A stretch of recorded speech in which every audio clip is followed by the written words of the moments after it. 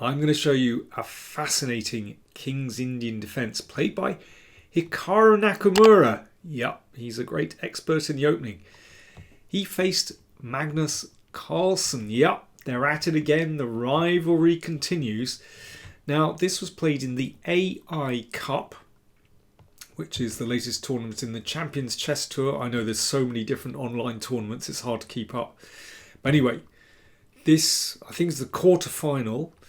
And Carlsen already won game 1. Game 2 was more up and down, but ended in a draw. So this is game 3. If Carlsen wins, he goes through and knocks out Nakamura. If, Nakamura just needs to draw or win would be good for him. Anyway, let's concentrate on the game because it's really interesting. Main line, King's Indian defense. E5 puts a pawn in the middle, but Nakamura plays knight a6, which is a known line. Basically, black waits before playing e5. Eventually, this knight wants to end up on the c5 square, but is just waiting for the moment. Carlsen commits the king, and now e5. So what black is trying to do is knock out that pawn, and then this knight will have this beautiful c5 square. And if d5, then again knight c5 puts that knight on a beautiful square. You see, it can't be pushed away by the b pawn.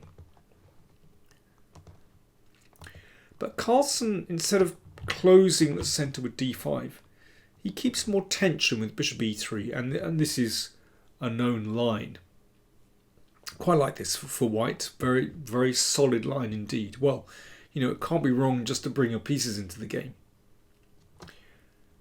There is a drawback with putting the bishop here. That bishop can be attacked by the knight. If black can exchange off knight for that beautiful dark square bishop, then this bishop on g7 will be an absolute monster. So that bishop has to move. But it attacks the queen. Black doesn't really want to close that bishop. That's not too good. So queen e8. And the queen can be useful on that square. And Carlsen decides not to go for this closed kind of position, but instead takes on e5. Now you can see that the pawn structure has changed and there's imbalance. In particular, there's this massive hole on d4. If that knight could magically hop round to get to d4, that would be beautiful. But it's not so simple to get there. And this knight is slightly oddly placed as well. That's a factor in the position. Carlsen played queen c1. So just supporting that bishop on the diagonal. And curiously enough, but Carlsen and Nakamura had a previous game from 2009 that went c6 in this position. But this time, after a little bit of thought, Nakamura plays h6, pushing the bishop back. There's going to be a threat to play h3 and then take that pawn. So Nakamura played king h7. And in just tucking the king away here, then he might be thinking about the classic King's Indian move, f5. That's how you want to get play. c5 from Carlsen. So typical of him. He doesn't like hanging around. He just likes to take the fight to the opponent. Really uncompromising. You know, there are quieter ways to play. For example, h3 and then bishop e3 just to control this square. But after this move, covering these squares, you see that knight is going to find its way back eventually into the middle. That's what this knight wants. And also this knight can reroute sometimes via h5. But Carlsen's in a hurry. He likes to to ask his opponent questions. He likes putting pressure on his opponent. And that's what this pawn move does. Opens up the bishop's diagonal. And Nakamura just plays c6 here. The big question is, what would happen after knight takes c5? Probably Nakamura just thought, knight d5, that looks a bit painful, just don't want to go there. In fact, black is probably okay here. After queen c6, it's still all right. It starts to get very messy. Black has to give up the exchange. This is the kind of position that in rapid play or blitz chess, very, very hard to assess what's going on in positions like this. But black, I think, has sufficient compensation here to certainly hold the game anyway. But in rapid play, you haven't got time to calculate a great deal, and knight d5 just looks very risky. So I can understand why Nakamura played c6. It's a normal move. You're just covering these squares, preventing white's knight going in. And on a good day, perhaps that knight can hop round to its dream square on e6. Problem is that white can now take that knight. So these pawns look really horrible. On the plus side, it's not so easy to attack them. And this bishop doesn't have an opponent now. So if that bishop on c8 can somehow get into the game, that'd be good. Carlsen pushes the knight back. Nakamura plays back to f6. Perhaps you'd like to have a think. How would you play here with white? So I'll have a little slurp of tea. You have a little think. Black to play. Oh no, sorry. White to play. White to play. I'm getting confused. White to play. Can you think of a plan here for white? I think this is such an interesting position. White to play. Cheers, folks.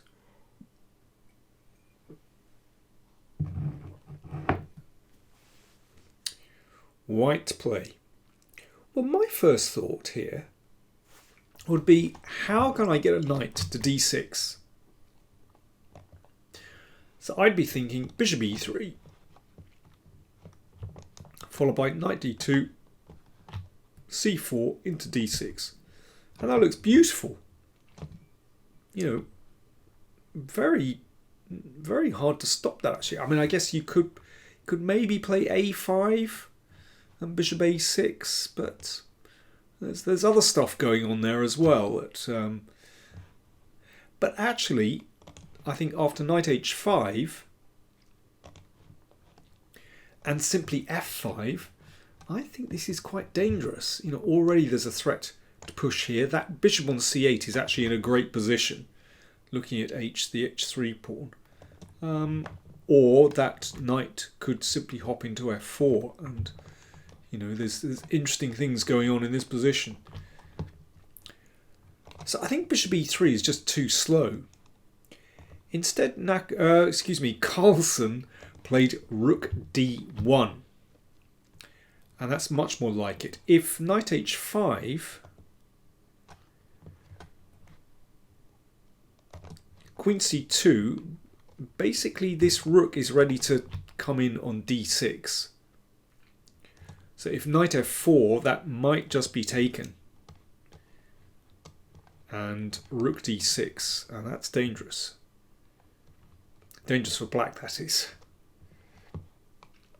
Or f5, then bishop c1, followed by rook d6, and that rook is really well placed.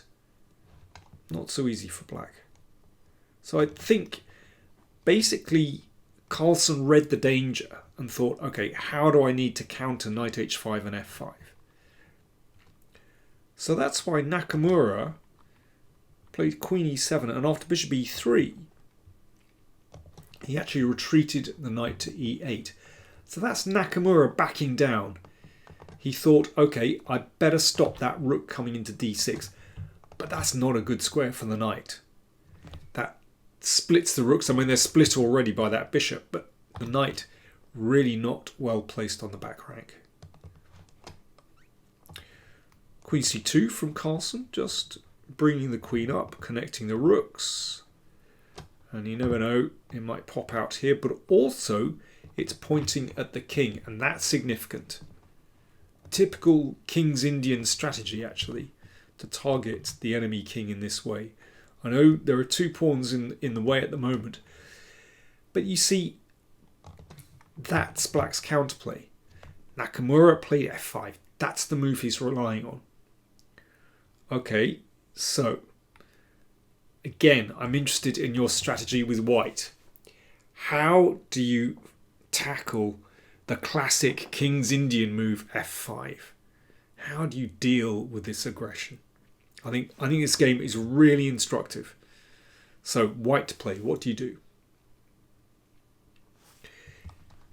Clearly, white has to watch out for potential counterplay here. h3 is loose. The f3 knight is potentially loose as well. So Carlsen exchanges on f5.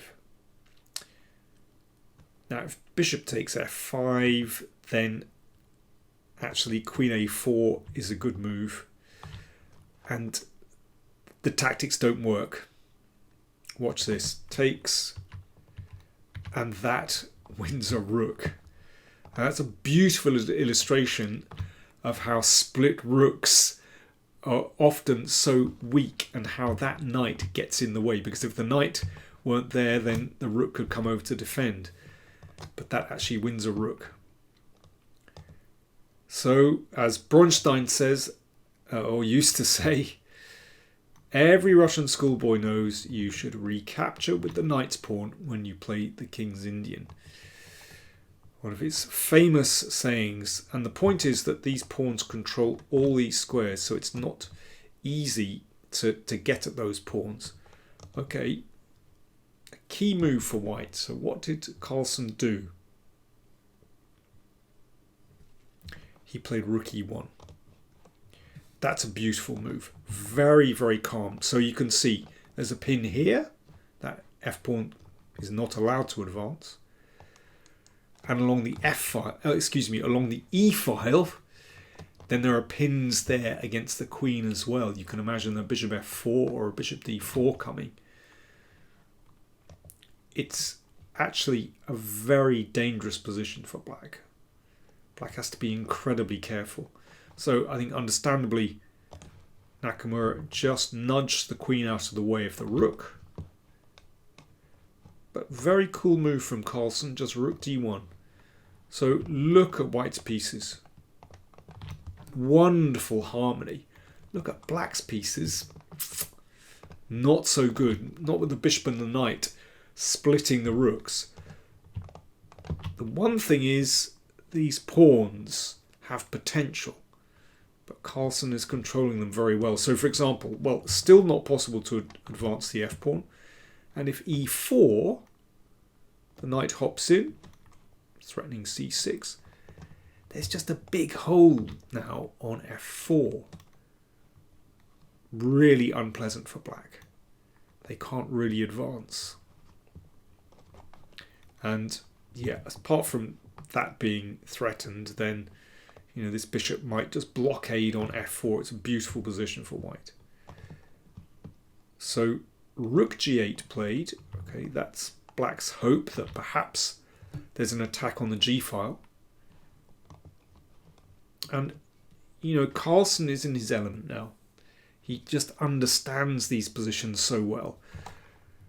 It's rapid play, and maybe there's probably several good moves for white here, but Carlsen understands, okay, I need to just make sure that g file is closed. And the knight does a good job of hitting that pawn on f5 as well. Bishop e6, knight g3. And Nakamura steps back with the king. What about e4? Is that possible? Well, the knight would hop in here. Not possible to advance here because that's gets taken with check. And yeah, this is nasty. I mean, bishop here You can see these pawns are really vulnerable. So bishop takes knight, rook takes. You know, once that beautiful bishop goes, then black's king is less secure. I mean, it feels like white is doing very well here. Yes, that blocks out the rook. You could play bishop f4. How about knight here as well? That knight looks fantastic on f4. Just for a moment the g file opens, but I don't think black can exploit that. So white has this positional grip on the position. Okay, so Nakamura played king h8. Knight h4 played by Carlsen very quickly. Pressure on the f-pawn.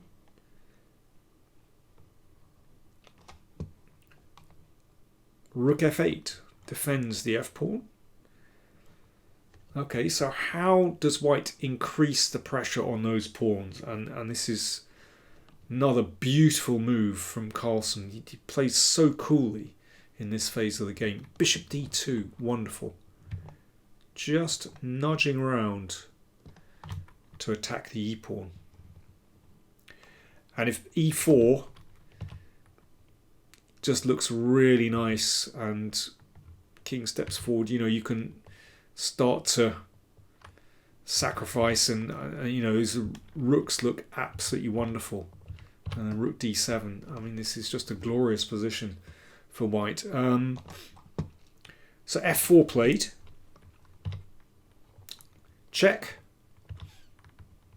And knight h5. Those knights are absolutely wonderful.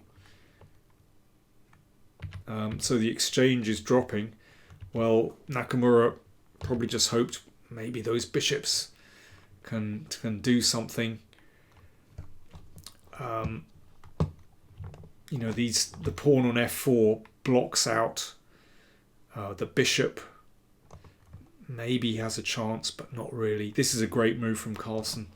g4. Supporting that knight, and of course taking away the f5 square as well. Nakamura took en passant, but bishop h6 check. Knight takes g3.